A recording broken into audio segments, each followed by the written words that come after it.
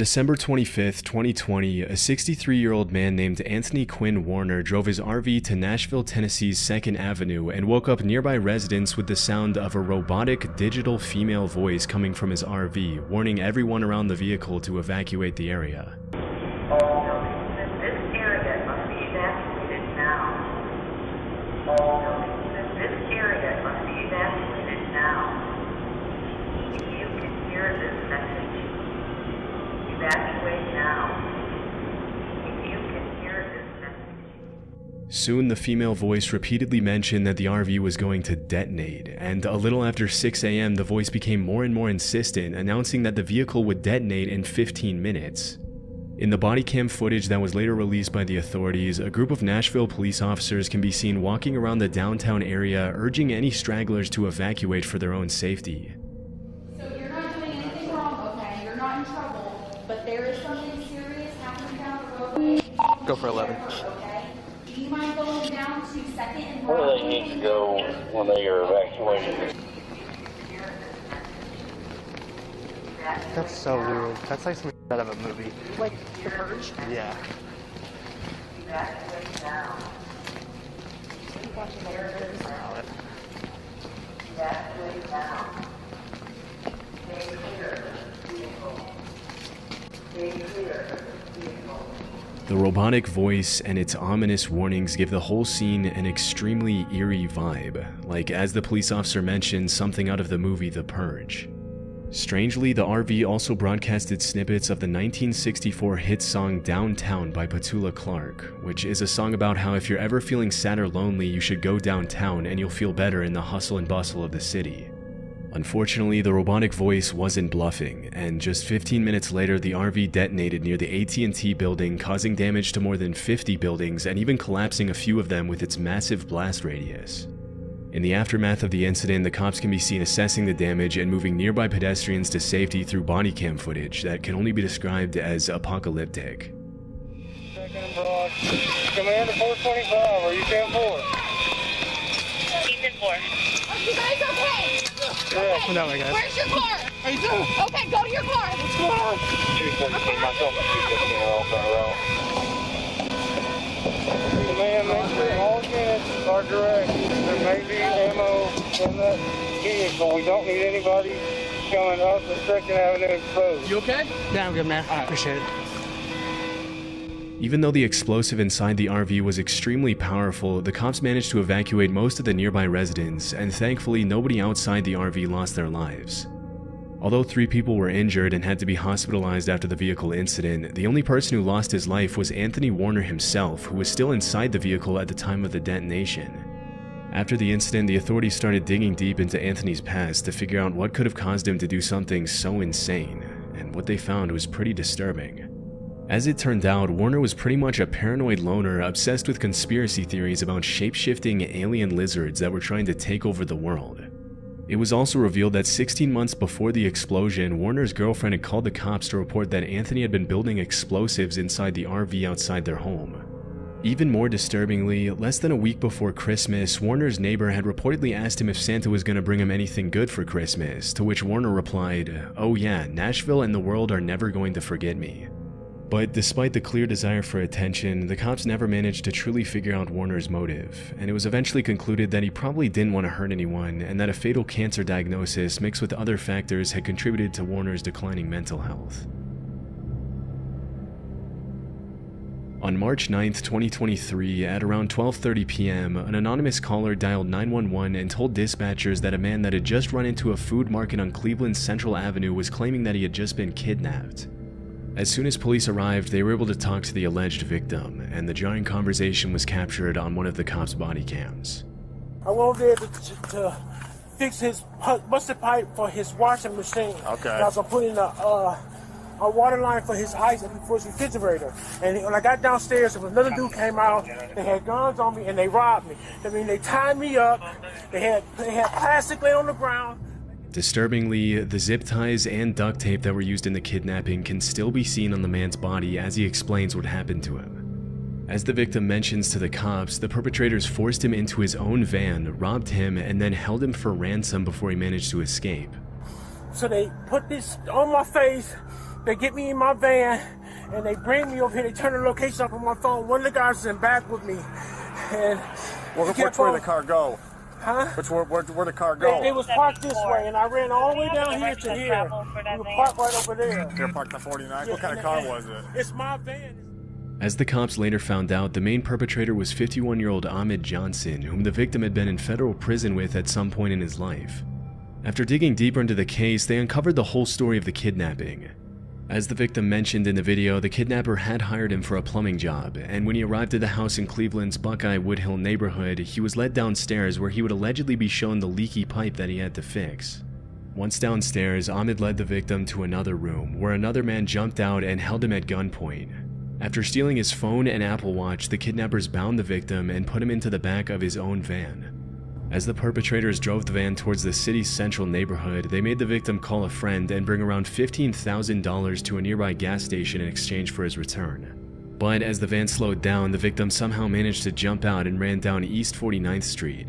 Thinking quickly, the victim ran into a convenience store where he would be protected by the public eye, causing the suspects to drive off. 2 weeks later, the cops managed to make an arrest, and Ahmed Johnson was charged in Cleveland court with aggravated kidnapping. As of today, there have been no further updates to the case. On September 9, 2019, an Albuquerque Police Department officer saw a young man performing a traffic stop on a gray Nissan SUV. Strangely, the man wasn't dressed like a police officer at all. In fact, he was dressed as an ordinary citizen in jeans, a black polo, and an Air Force cap as he wrote down the driver's information. Sensing that something was off, the officer pulled the man aside to talk to him, and from the beginning, the man seemed a little on edge. You want to talk to him for a minute?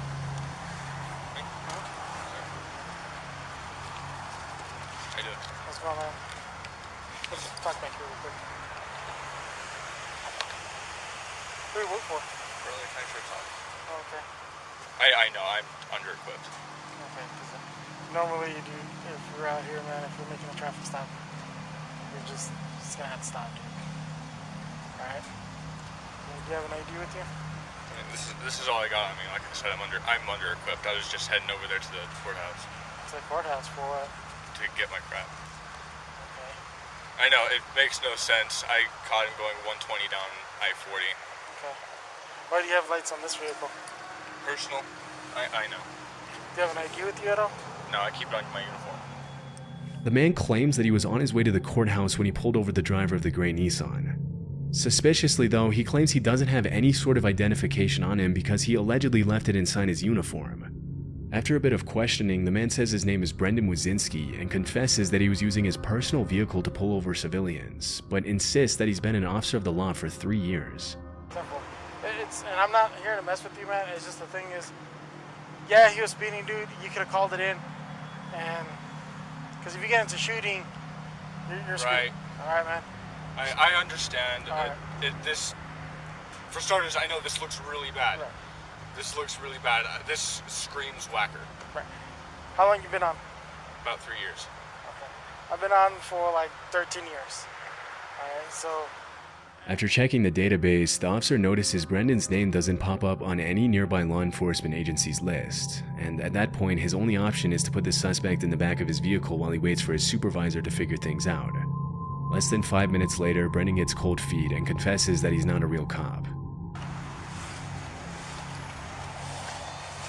What's up, man? Alright. I'm just gonna be straight up honest with you. I'm not a cop. Okay. Okay. I'm just gonna be honest. That badge from? I bought it offline. Okay. Do me a favor, stay in here, okay? For a second. As soon as his supervisor arrives, the officer briefs him on the situation, and they decide to arrest Brendan for impersonating a police officer. After putting him in cuffs, the sheriff arrives to assess the situation. I honestly don't know how long Brendan was expecting to be able to get away with pulling people over pretending to be a cop, but it seems as though he was hoping to play vigilante with no consequences forever. Even though he didn't have a weapon in his belt at the time, it's not uncommon for people like Brendan to start using guns and handcuffs as intimidation tools once they get more comfortable and start thinking they can get away with it. Obviously, it's incredibly dangerous to have random people driving around the city pretending to be cops when they really have nothing to do with law enforcement at all, which is why the officers have no other choice but to bring him into the police station. After arriving at the station, the cops try to get Brendan's full statement, but the suspect contradicts himself a bunch and lies to try to get the officer's sympathy. Brendan says he was on his way to work when he saw a guy going 120 on the freeway and confesses that he freaked out when the cop asked him about his identity. Strangely, he alleges that the badge he used to fake his identity used to belong to his dad, who supposedly used to work with the sheriff's department before he was killed in the line of duty 5 or 6 years prior. And then when I made contact with you, I noticed you had a badge. Where'd you get that badge from? It belonged to my dad. It belongs to your dad? When was Well, he? it did. It did? Is he still around, or did he pass away? Well, he was killed. Oh, he was killed, okay. As it was later revealed, this was a complete lie, and the truth was that he bought the badge online as he had initially confessed when the cop interrogated him. It's hard to imagine that he thought he was going to get away with a lie like that when there was video evidence of him saying that he bought the badge online less than an hour ago. During the interview, it was also revealed that Brendan was only 18 years old, even though he said he was around 25 when the cop initially pulled him over. This makes the fact that he said he was married and needed to call his wife even more sketchy, and it's hard to tell which details of the story are true and which ones are completely made up. A few seconds later, things get a little scary when Brendan confesses that he had a loaded weapon in the glove compartment of the vehicle, which wasn't initially visible in the video. Considering he's a compulsive liar and an irresponsible teenager, it's pretty horrifying to imagine what he would have done with the handcuffs and gun had he been given the chance to play vigilante for a few more days or weeks or whatever. In March 2020, a judge sentenced Brendan to a year of probation. But just a few weeks later, he failed to report to his probation officer, refused to get a psych exam, provided a false address, and missed a scheduled meeting. As a result, the judge tightened his probation conditions, and as of today, there have been no further updates to the case. At around 8 p.m. on September 30th, 2021, 3 children ages 6, 6, and 7 were reported missing in the Flamingo Lake neighborhood in Montgomery, Texas. According to the parents, the kids had gone missing after they went into the Sam Houston forest and wandered off the main trail to go play in a creek. After the disappearance was announced to the public, the authorities launched a massive search that included helicopters, dogs, drones, off-road vehicles, and hundreds of police officers from multiple law enforcement agencies. The next morning, an anonymous Good Samaritan who was very familiar with the layout of the woods decided to take matters into his own hands and went into the national forest by himself to find the kids. At around 9 a.m. on September 31st, the man found the kids and called 911 to bring the children to safety, and the whole rescue was captured on Sergeant Jason Smith's body cam. Come on, can y'all come to me? Come to me. Yeah, come to me. There's an opening right here. Come on, kids, come to me. They wouldn't let me in over here last night, so I just took off around the back. I've been looking all night long. Yes, sir, I have all Jesus 3 is children. Good, ain't he? Ain't Jesus good? He is good. Kids, I'm the police. Are y'all ready to get out of the woods? Come on, buddy. Let's get out of here. You got cheeseburgers in your car? We're going to get something to eat. Okay? You want to hold my hand? We'll get out of here? Even though the kids were found just a little over a mile away from where they entered the woods, they'd still been lost for over 24 hours, and pretty understandably they were hungry. As it was later revealed, the kids had spent the night in the forest, sheltering themselves under a fallen tree until the volunteer came to rescue them, which is why they had leaves and branches in their hair in the footage. Here, let's pick this. Grab hold of that. There you go. You're really strong. Am I really strong? I don't think Lose your shoe? I got you.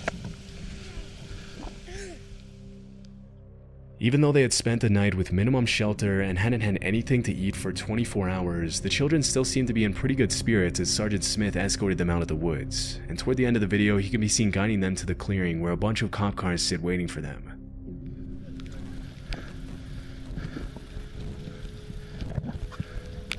Thank you, fellas. Y'all got it? Come on, kids. Let's come out to the road.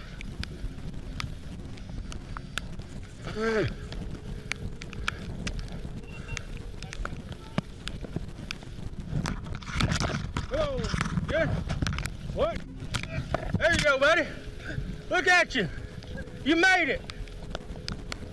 It's honestly pretty terrifying to think that if they hadn't been found then and there, the kids would have probably ended up succumbing to the elements. But thankfully, they were able to get back home to their parents. On January 30th, 2017, New Mexico police received a disturbing call from a witness in Nevada who claimed he had seen a woman being taken out of her Las Vegas apartment by a man and put into a white van with a Texas license plate. After receiving the alert, the cops were able to locate the van in question less than 24 hours later and arrest the driver and passenger. Passenger!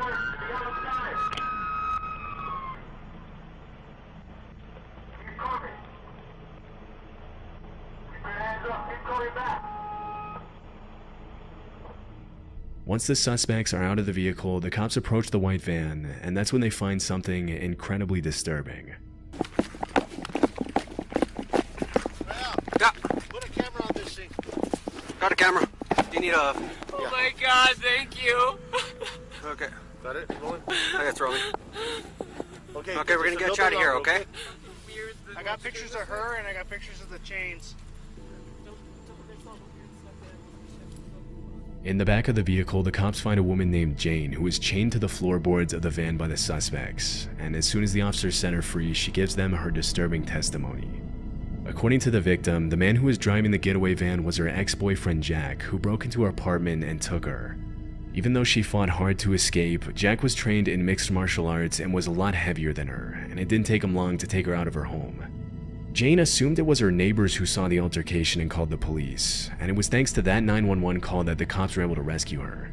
Once inside the police car, Jack doesn't seem all too distressed that he's about to be put away for a long time, and he can even be seen interacting pretty calmly with the officer driving the vehicle, asking him if he has a favorite hymn and singing the words to Amazing Grace as he's taken to jail. You got a favorite hymn? What's that? You got a favorite hymn? No, I don't. Why not? I don't know. I've never been into them. What about you? What about Amazing Grace? You like that one? I'll take it.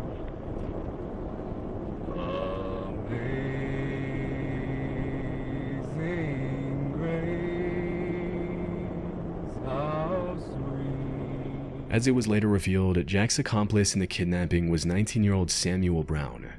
In the other cop car, Samuel asked the police officer to have a conversation with him, claiming that he's scared of everything that's happening. Okay to talk? Is it okay to talk? Yeah. Anything. I'm just kind of scared, and Okay. What are the police gonna ask me? During the investigation, the police found that Jack and Samuel had planned to take Jane into a cave in New Mexico that Jack had dug into the side of a hill, where they would later brainwash her into marrying one of them, according to the police report. After the horrifying incident, Jack was sentenced to life in prison, and Samuel to a little over 5 years in prison. It's pretty disturbing to imagine where Jane would be if that 911 call hadn't been placed and the cops hadn't intervened. On April 8 of 2021, police officers from the city of Whitehall, Ohio, about 6 miles away from Columbus, received a report that a man was allegedly impersonating a police officer at a traffic stop. Upon arriving at the scene, they found a 26-year-old man named Casey Donovan Williams asleep in what appeared to be a Whitehall police cruiser. When he woke up, he told the cops that he was an off-duty cop working a special duty detail. At first, the officers bought his story, but when they were told there was no special duty assigned at that time, they returned to get the real story. And the exchange was captured on the cops' body cam. But you have no ID from them, all right? No. And have you ever been sworn in by them? I've talked to the chief. No. I'm asking you a direct question. Have you been sworn in by It's them? very important you answer this correctly, because being a former police officer or someday a current police officer, you know if you lie in this situation, you go directly to jail. No, I'm not. So I'm going to put that right listen, out. I'm not. So if you are telling me you are a police officer right now, is that what you're telling me? So you are not a commissioned police officer. I have spoke with the chief. That's not what I'm asking you. Okay. I'm asking you one question. Are you a commissioned police officer through the state of Ohio? I have an appellate certificate. That's not what I'm asking. That's not what we're asking you. I'm explaining to you. No, you're not. You're not answering the question. You're avoiding the question. It's very simple. Are you a sworn police officer anywhere in the state of Ohio in any department? Not currently. Okay. As soon as the cops start applying a bit of pressure, Casey confesses that he's not an actual commissioned police officer, and when the cops mention to him that he risks going to jail if he lies, he decides to call one of the officers who supposedly gave him the job to try to save himself from the consequences. Okay. 1 second. Would you be willing to speak to the supervisor from the company? From Watchman. From Watchman? Yes. Is he an actual police officer? You are an actual police officer, correct? Okay. Okay. Yes, he is. Where are you commissioned at? It doesn't matter. He's not here doing anything. Yeah. I don't care if he's the superintendent of the State Highway Patrol. That's irrelevant to the situation. Even though he seems to have a pretty intricate series of excuses to justify his actions, the cops sense there's more to the story than Casey's letting on. After mentioning to the cops that he was just trying to make a little extra money by allegedly working for the Glenwood Police Department, he realizes his chances of getting out of an arrest are pretty slim, and that's when he resorts to asking the cops for mercy. That's all I was trying to do. Please do not. I'm asking you for courtesy, man to man. Please do not ruin my career. Please, please, please. I think you did that kind of on your. Throughout the exchange, it seems as if Casey either doesn't realize the severity of what he's doing, or he really thinks the cops are going to let him get away with showing a fake badge and even carrying a weapon while pretending to be an officer of the law. Still, things were about to get a whole lot worse for Casey, because after he was put in the real police officer's cruiser, the cops searched his vehicle and found a loaded AR-15 rifle, a tactical vest, a loaded handgun with 15 rounds of ammo, a taser, 2 pairs of handcuffs, and pepper spray. It's pretty disturbing to think of what could have happened if the cops hadn't arrested Casey then and there, because even though he didn't seem to have any bad intentions at first glance, Casey could have used the badge, vehicle, and weapons for some pretty nefarious purposes if he wanted to by simply convincing people he was a real police officer. From kidnapping to extortion and everything in between, a fake cop can be extremely dangerous. As it was later revealed, this wasn't the first time the suspect had gotten in trouble for trying to pull similar stunts. Although at one point he had been a corrections deputy at the Pickaway County Jail, he was forced to resign after trying to enforce his authority as an undercover cop at a fair when he hadn't been instructed to do so. After the incident in Whitehall, Casey was charged with impersonating a police officer, a 3rd-degree felony, and improper handling of a gun in a motor vehicle, a 4th-degree felony.